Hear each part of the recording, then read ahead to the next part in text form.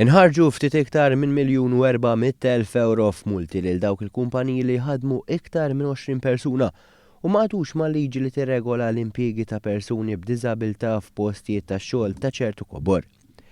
Tarif dwar dan ingħata minn Jobs Plus u kien ikkwotat fil-Malta Today. Għalkemm din il-liġi kienet ilha fis-seħħ l-infurzar tagħha dejjem kien wieħed kważi inesistenti.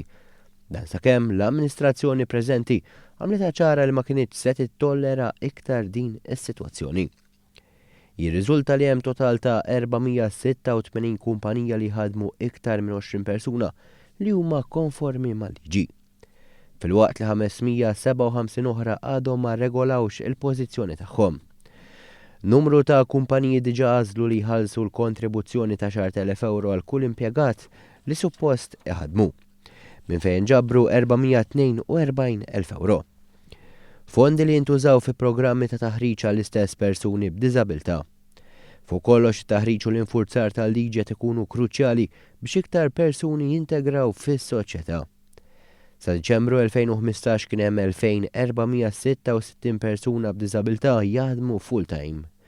S'Ottubru li għadda dan żdied għal 2764 persuna. Din tfisser żieda ta' 298 individwu fid-dinja tax-xogħol.